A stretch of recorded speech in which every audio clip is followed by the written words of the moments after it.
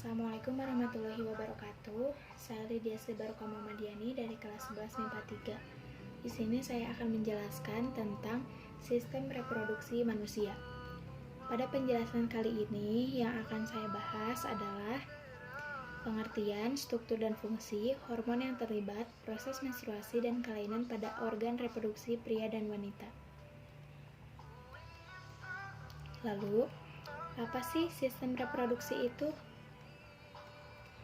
Jadi, berkembang biak merupakan salah satu ciri organisme. Perkembangbiakan atau reproduksi merupakan suatu cara organisme menghasilkan individu yang memiliki sifat atau ciri-ciri yang sama atau menyerupai induknya untuk mempertahankan kelestarian jenisnya. Seiring dengan perkembangan zaman dan teknologi, reproduksi merupakan salah satu objek utama untuk memenuhi kebutuhan manusia. Contohnya diterapkan teknologi reproduksi berupa fertilisasi in vitro. Di teknik ini, embrio ditanam di rahim ibu sehingga tumbuh menjadi janin. Seperti inilah gambar struktur organ reproduksi pria dan wanita. Lanjut ke fungsinya. Kandung kemih. Kandung kemih berfungsi untuk menyimpan urin sebagai hasil penyaringan ginjal. Kandung kemih akan menyimpan air seni hingga waktunya harus dikeluarkan. Dengan fungsi kandung kemih ini, buang air kecil menjadi lebih terkontrol. Kelenjar prostat. Kelenjar prostat berfungsi menambahkan cairan yang membantu sperma saat terjadi ejakulasi dan membantu menjaga sperma tetap sehat. Uretra. Uretra berfungsi sebagai tempat keluarnya air seni dan semen atau air mani.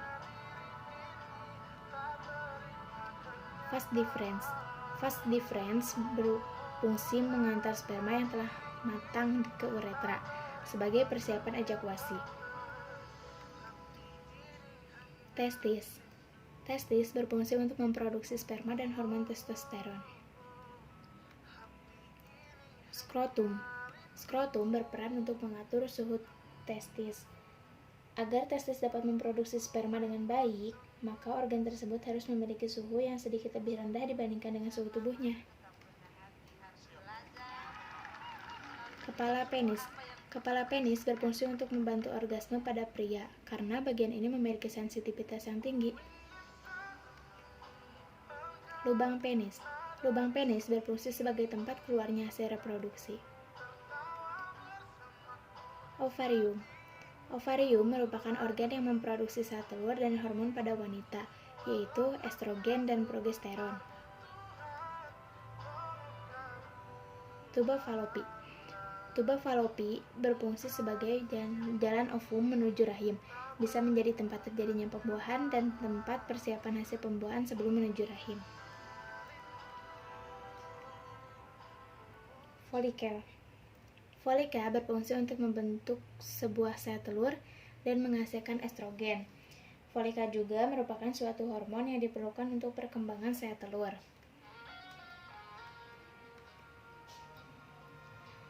Corpus luteum. Corpus luteum berfungsi untuk mengeluarkan hormon, termasuk progesteron. Progesteron diperlukan agar kehamilan dapat terjadi dan berlanjut. Progesteron membantu lapisan rahim yang dikenal sebagai endometrium untuk menebal dan menjadi seperti bunga karang.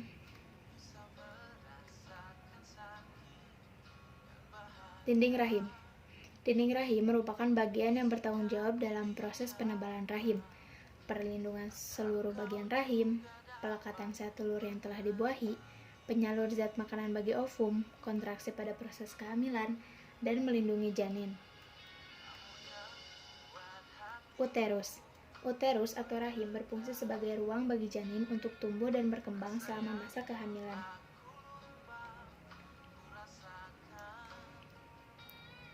Endometrium. Endometrium merupakan jaringan tempat terjadinya implantasi. Implantasi adalah suatu proses yang terjadi ketika sel telur yang telah dibuahi menempel ke dinding rahim. Proses ini merupakan penanda awal terjadinya kehamilan. Serviks. Serviks atau leher rahim berfungsi sebagai jalan masuk utama antara uterus dengan vagina. Vagina. Vagina memiliki beberapa fungsi, yaitu jalan utama masuknya sperma menuju rahim atau tuba falopi, jalan keluar dari darah menstruasi, hingga sebagai jalur lahirnya bayi. Lanjut ke hormon yang terlibat dalam oogenesis. Oogenesis adalah proses pembentukan sel telur atau ovum di dalam indung telur yang disebut ovarium. Oogenesis dimulai dengan pembentukan benih sel-sel telur yang disebut oogonia. Proses pembentukan oogenesis dipengaruhi oleh kerja beberapa hormon seperti FSH dan LH. Pada saat terjadi siklus menstruasi, bagian otak yang disebut hipotalamus menghasilkan hormon GnRH yang menstimulasi kelenjar penghasil hormon atau pituitari untuk mengeluarkan hormon FSH dan LH. Hormon yang terlibat dalam spermatogenesis. Spermatogenesis adalah awal dari proses pembentukan spermatozoa yang kita kenal sebagai sperma. Proses ini dipengaruhi oleh yang pertama, adanya hormon LH. LH berfungsi untuk merangsang sel Leydig yang terdapat di testis untuk menghasilkan hormon testosteron yang dapat mendorong proses spermatogenesis terjadi. Yang kedua ada hormon FSH. FSH merupakan hormon yang dapat merangsang sel Sertoli untuk menghasilkan ABP, yang berfungsi untuk melindungi, menunjang, dan memberi makan benih sperma hingga sperma yang matang. Yang ketiga ada hormon testosteron. Hormon testosteron dihasilkan oleh testis yang berfungsi merangsang perkembangan organ seks untuk melakukan spermatogenesis. Proses menstruasi. Yang pertama ada fase menstruasi. Fase ini adalah di mana sel-sel dinding rahim dan lendir akan luruh dan keluar melalui vagina. Yang kedua, fase folikular. Di fase ini berlangsung sejak hari pertama menstruasi hingga memasuki fase ovulasi. Ovarium akan mulai memproduksi folikel yang berisikan sel telur. Fase yang ketiga adalah fase ovulasi. Di fase ini, folikel yang dihasilkan dari ovarium akan melepaskan sel telur untuk dibuahi dan sel telur yang telah matang akan bergerak ke tuba falopi dan nantinya akan menempel pada rahim. Yang keempat ada fase luteal. Di fase ini, folikel yang sudah pecah akan mengeluarkan sel telur yang akan membentuk korpus luteum yang ada pada fase ini. Selanjutnya ada kelainan sistem reproduksi pria. Yang pertama ada epididymis. Epididymis terjadi akibat adanya peradangan pada saluran di dalam skrotum yang menempel pada testis. Kedua, orhitis. Pada orhitis, peradangan pada testis yang disebabkan oleh infeksi bakteri atau virus. Ketiga, gangguan prostat. Gangguan prostat diakibatkan peradangan prostat, pembesaran prostat, atau kanker prostat. Yang terakhir ada hipogonadisme. Di hipogonadisme ini terjadi akibat tubuh kita menghasilkan hormon testosteron yang cukup.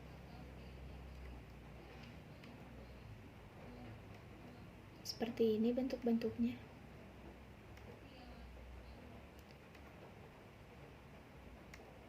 Selanjutnya ada kelainan sistem reproduksi wanita. Yang pertama ada endometriosis. Endometriosis merupakan jaringan yang membentuk lapisan dalam dinding rahim tumbuh di tempat lain dalam tubuh. Yang kedua ada radang panggul.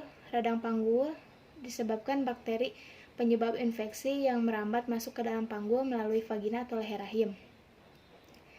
PCOS. PCOS diakibatkan penghasilan hormon seks androgen dalam jumlah yang lebih banyak, sehingga penderita akan mengalami menstruasi yang tidak teratur, bahkan tidak menstruasi sama sekali dan sulit hamil. Yang terakhir ada miom. Miom diakibatkan tumor jinak yang tumbuh di luar rahim.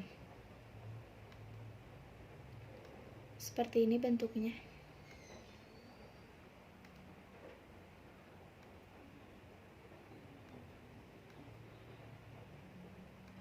Sekian dari saya, mohon maaf apabila banyak kesalahan.